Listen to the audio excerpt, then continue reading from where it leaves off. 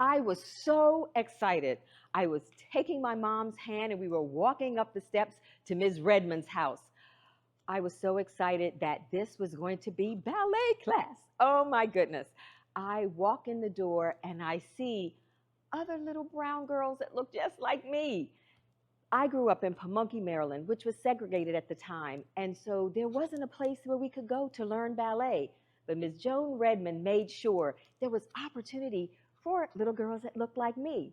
I have to admit, I was about 5 and the smallest one in the room, but I wanted to make sure I learned ballet. And I have to stop and think for a moment about my mom and dad who made sure that we had, my brother and I, more than they had.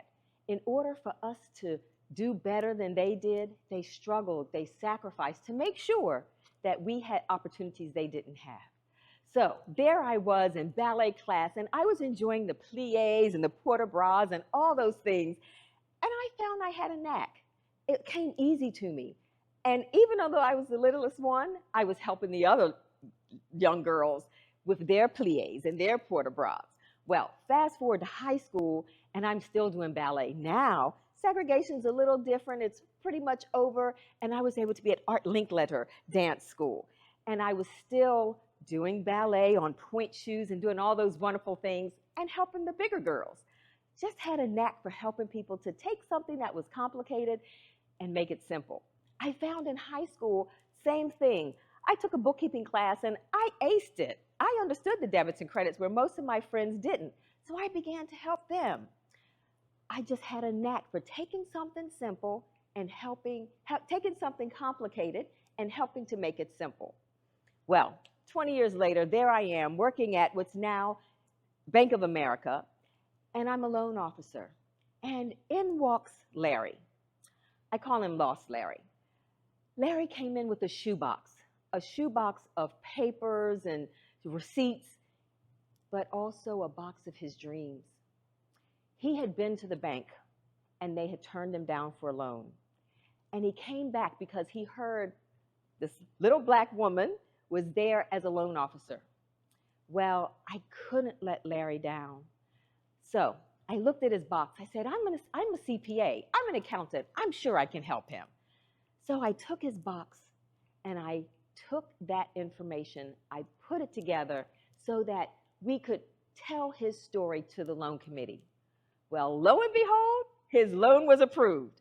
I took that complicated mess and made it simple for the loan officers as well as for Mr. Lost Larry.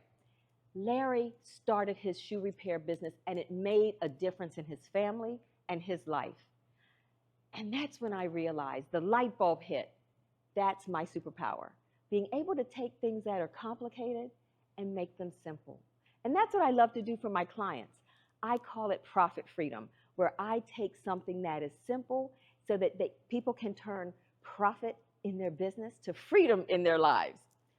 Some people may call it that I'm a business ballerina. Won't you dance with me?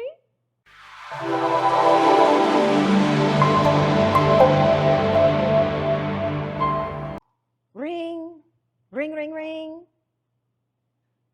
I pick up the phone, and it's my husband with a tone that's something I never heard before. It was very unsettling. He said, honey, something is happening. The doctors have said I have to get to the emergency room right away. I didn't know what to think. I was in shock. So we drop everything, get to the hospital, and they say to us that we've got to get in an air ambulance and fly from our small island in Bermuda to Johns Hopkins Hospital because there's something happening with my husband and his heart, and he's got to have a procedure. Well, the next thing you know, we are in this small plane. A nurse, my husband, an assistant, the pilot, myself. And I'm holding my husband's hand and I'm looking at his face, and as we're rising, I'm thinking to myself, God, please let this be okay. And in that moment, I was so angry at myself. I thought, why have I wasted time? Why have I put work ahead of family?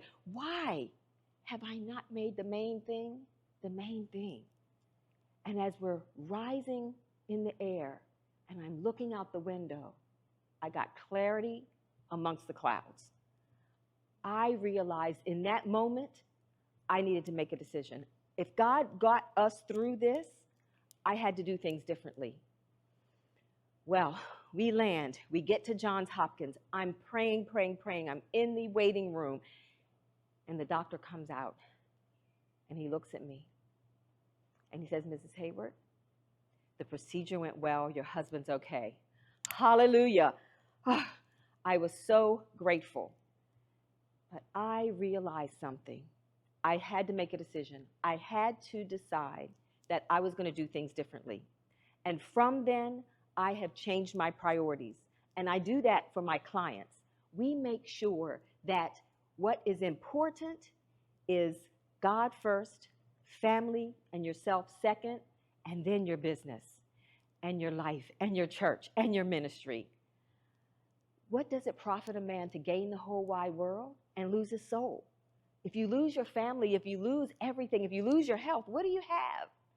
So that's what I do with my clients, is I make sure we focus on the main thing, because you never know when the last time is the last time.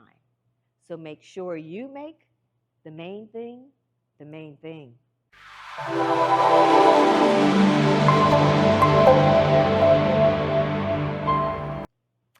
I had the opportunity to go to Bermuda with a group from our dance ministry at Ebenezer AME Church. I was, oh my gosh, I was over the moon because I had prayed. I said, God, I love to travel. So can you make an opportunity for me to go places that I would love to go with my ministry? And an opportunity arose. I was over the moon. And of course, I wanted to share it with my family. I go to my family and I let them know, guess what? I'm getting ready to go to Bermuda with dance ministry. And instead of congratulations, I get, you can't go now. Karen's getting married. Well, for those who don't know, you don't know, my cousin Karen is my first cousin. She and I are like sister cousins. Even though we're 9 years apart, we are two daughters of the two girls in their family. And so we're very close. We've grown up extremely close. How could I miss her wedding? I didn't know what to do. I was worried. I was concerned. I was confused. I was like, God, how could you give me this opportunity and then I'm going to miss my cousin's wedding? I didn't want to let anybody down, but I felt that God had given me this opportunity. So I went to my cousin and I went to my aunt. And lo and behold, they said, Joyce, if God has given you the opportunity, you need to take it. It was a weight lifted off my shoulders. So I said, okay, I'm going to miss the wedding. And I really still felt bad about it, but I felt that God was taking me to Bermuda for a reason. So we went to Bermuda, had a wonderful time, enjoyed the workshops. I met people who were like family. I felt like I was home. Well, guess what? That now is home. I ended up meeting a wonderful Bermudian man who is now my husband. I realized in life, in this journey, that we have to take the opportunities. Sometimes people might tell us no. Sometimes it might not seem like it makes sense. But if God is directing it, then you may have questions. You may say, is this the right time? But God's ways are higher than our ways. And I say, I believe in that. And that we have to trust in the Lord with all our heart and lean not on our own understanding, but in all our ways acknowledge Him, and He will direct our paths. Or as I say, He'll tell us which way we should go. So seize the opportunity.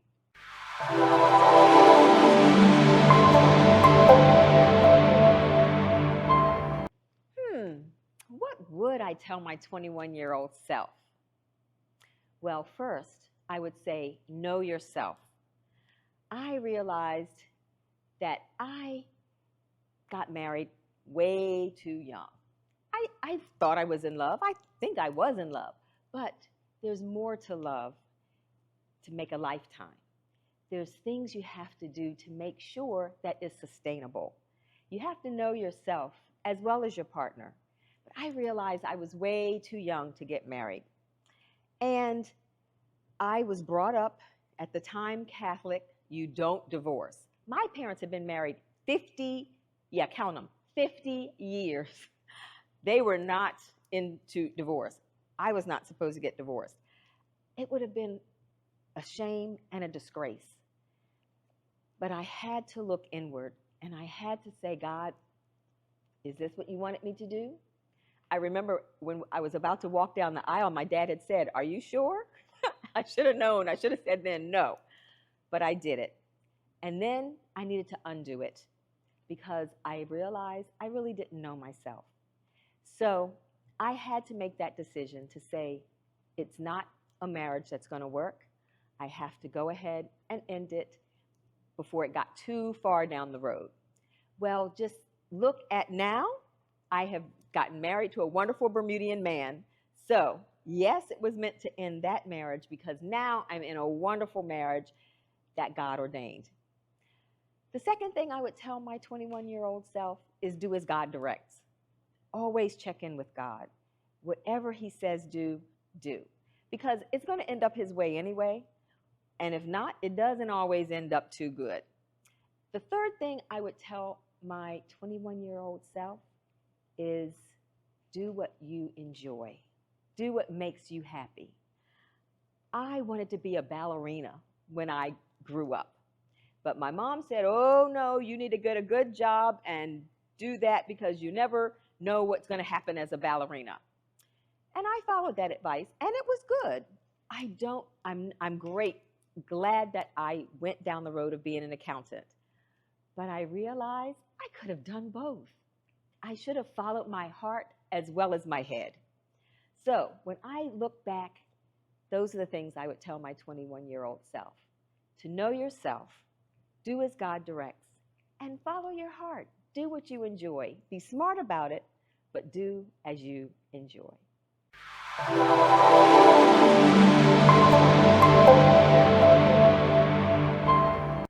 I believe the number one problem that Black Christian business women have is lack of community. Quite often, we just don't have the support. We wear so many hats, but we don't have those persons that can encourage us and help us. You know, I was having breakfast with my good girlfriend, colleague, client, sister in Christ, Angela. You know how you do. You have breakfast every now and then and talk and catch up and just see where we are. And we were talking about a friend of mine, colleague, that had called me the day before and said, Joyce, you know, I'm a Christian woman. How do I fire somebody? I mean, that's not a Christian thing to do. That's not nice. And I explained to her how she can make that happen. But I found that there's way too many people that don't have someone to contact, to call, to support, to help in those times where you just aren't quite sure, or where you're wanting someone to give you advice or to correct you if necessary. Iron sharpening iron. And as I told Angela the story, as we were eating our eggs, she and I both got goosebumps. I said, Angela, other women need this kind of assistance. We need a group. We need to come together and support one another. Like I said, iron sharpening iron. And that's how Ladies in Faith and Enterprise was developed.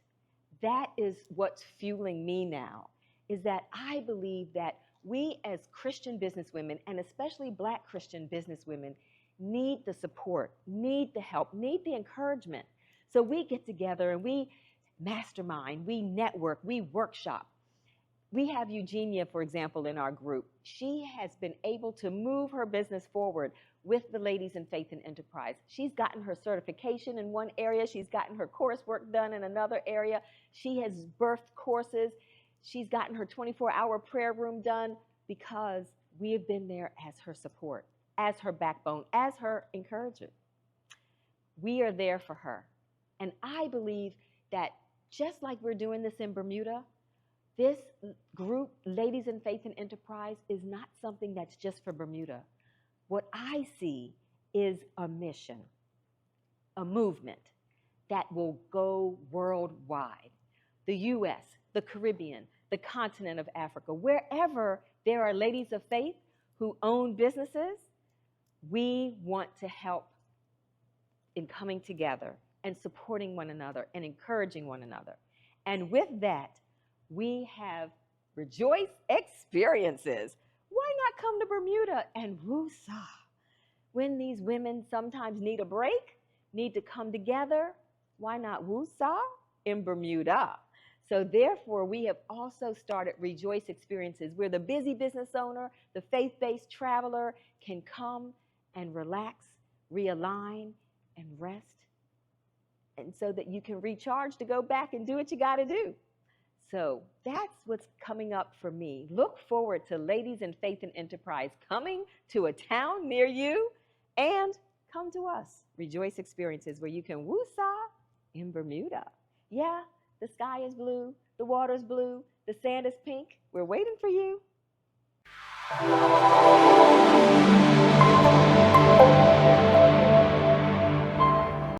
Why do people hire our company? Well, I have found that most business owners just really need a trusted advisor. The problem many businesses have is that they don't have someone that can give them that peace of mind to help them sleep at night, especially regarding their finances. Well, I love to help take things that are complex and make them simple and help people feel comfortable about where they are with their money. I call that profit freedom. I want them to have profit in their business for freedom in their life. And I think about Alicia, one of my favorite clients. All of them are my favorite clients because my clients become family. We become a fusion family because that's what it is. I become an advisor to them, but more than that, I know what makes them tick. I know what their priorities are so that their business is in alignment, mind, body, spirit, with their life, their business, all together. So Alicia was an employee. She had an opportunity to buy a business in the field that she's in. She was terrified. She didn't know what to do, how to hire people, what to do, how to train them, how to handle the numbers. How am I going to do this? Well, she was referred to me, and I took Alicia by the hand, literally and figuratively. It's like walking through a dark room with someone who you know won't let you trip over the obstacles in the way. Well, Alicia began to understand what it meant to be a business owner. I helped her to navigate all of those things that she had going on in her business. Whenever she had something going on, she'd call me. She knew she could pick up the phone and reach me or one of my team to help her. She said to me one day, she said, "You remember those bracelets that said WWJD?" I said, "Yeah, I used to wear them 20, 30 years ago. What would Jesus do?" She said, No. My bracelet is WWJD. What would Joyce do?" I was so flattered. It showed me that she took in what I said and she made it her own. She began to have profit freedom, profit in her business so she could have freedom in her life. That's what I offer my clients.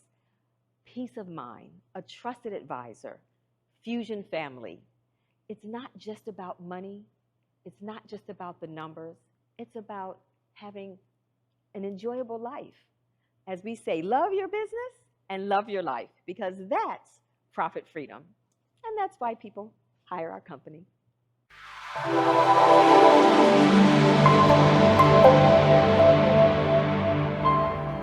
I absolutely loved the making of an entrepreneur.